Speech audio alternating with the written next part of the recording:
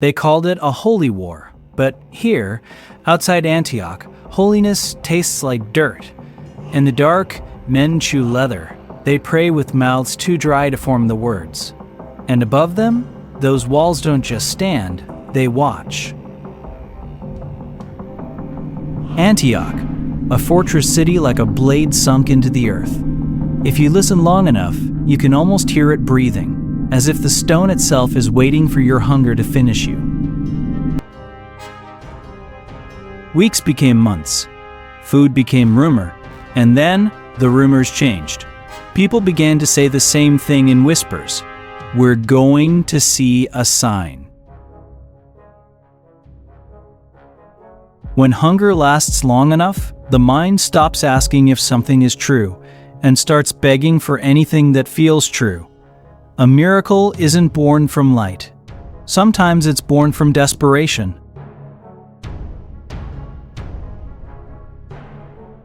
When hung sometimes it's born from desperation, daughter lasts long enough. The mind stops asking if something is true and starts begging for anything that feels true. A miracle isn't born from light. Then one night, a man steps forward, pale, shaking. He says he has seen a visitor, not a soldier, not a spy, a saint. He tells them the saint spoke clearly. Your suffering is seen, your victory is near. And then comes the detail that changes everything. The holy lance is here, buried beneath your feet. A spear. The spear is said to have pierced Christ. If it's real, it's proof heaven hasn't abandoned them. If it's a lie, it's the cruelest lie possible. And yet, everyone wants it to be true. Because belief does something hunger cannot. It gives pain a purpose. And if pain has purpose, then maybe they can survive one more night.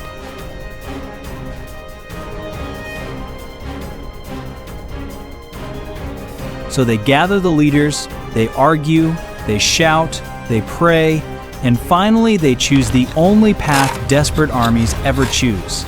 They decide to dig.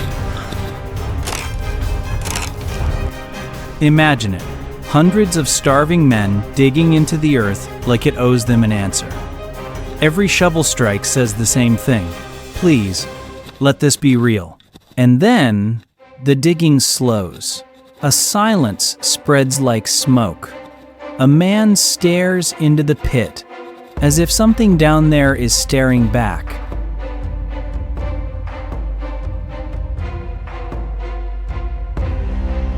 The camp doesn't cheer yet, it rearranges. A crowd becomes a line becomes a ritual, and the visionary looks smaller than his own words, like a man carrying thunder in his ribs.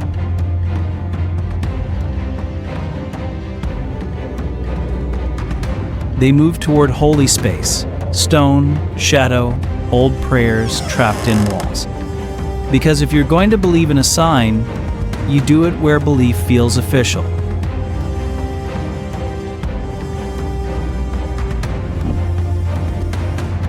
Inside, the air is colder. Smoke hangs like a second roof.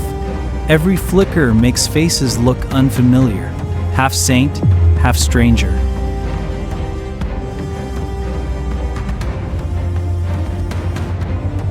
When an army is starving, hope becomes a resource, like bread, counted, guarded, and the moment someone claims they can produce it, everyone leans in.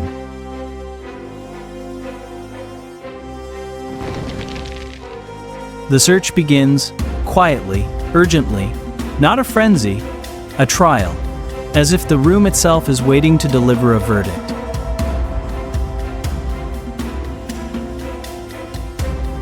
Then, metal, a glint so small it could be imagined. Fingers tremble as dirt clears away, and the room inhales as one body.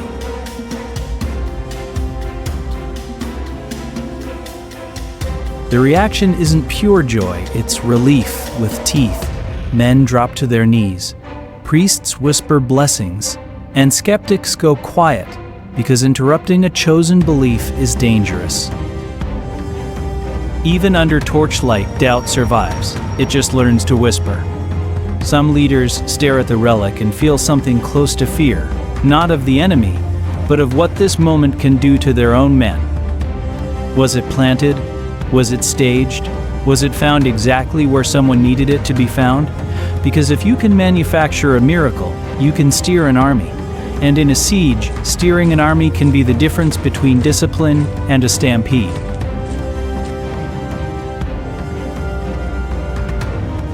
Outside, Antioch still stands, black and silent, pretending it didn't hear the camp's sudden change in heartbeat. Then, the colder news arrives like ice water down the spine. Kerboga is coming. A relief army, large, experienced, confident.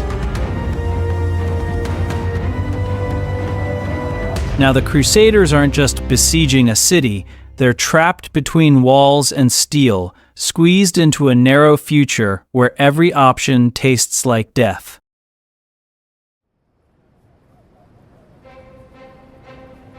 This is where the lance stops being metal and becomes mathematics. Not faith as poetry, faith as fuel. Because hunger attacks the body one man at a time, but panic attacks the whole camp at once. A relic can't feed them, can't warm them, can't heal them. But a story can do something just as valuable. It can make a man stand up straight and stay in line when his instincts are screaming to run.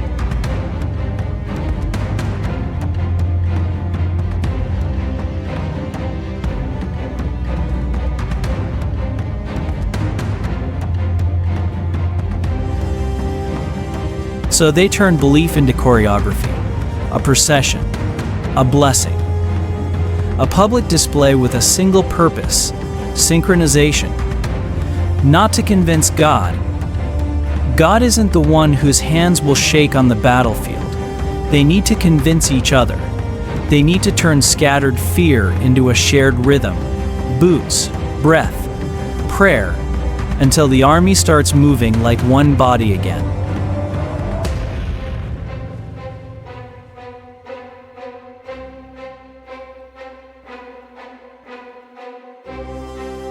And it works, at least at first. You can see it in the smallest details. Shoulders square, eyes stop scanning for exits. Hands grip weapons with less tremor. Despair doesn't vanish, but it gets replaced by something sharper, purpose. And purpose is dangerous in its own way, because once you call something a miracle, you can't take it back. If they lose now, it won't just be defeat. It will be proof the sign was false, and that kind of collapse can echo for generations.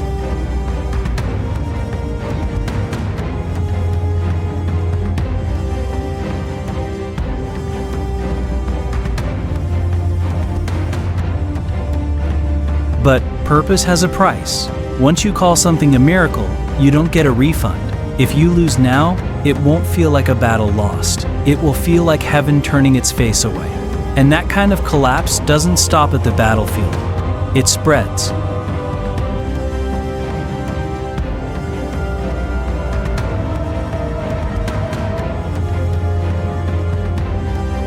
Morning arrives like a sentence being read aloud. Kerboga's forces tighten the horizon. Antioch stays at their backs. No retreat that doesn't become a slaughter. So the leaders choose the only thing that still contains dignity. They march out. The lance goes first, not as a weapon, but as an argument. It says, "We're not finished." And in war, sometimes the strongest thing you can carry is a reason to keep your feet from running. Then the world turns into dust and noise. Banners snap, lines collide, commands vanish inside the wind. But the shift is real. An army that expects to die fights one way. An army that believes it has been chosen fights another.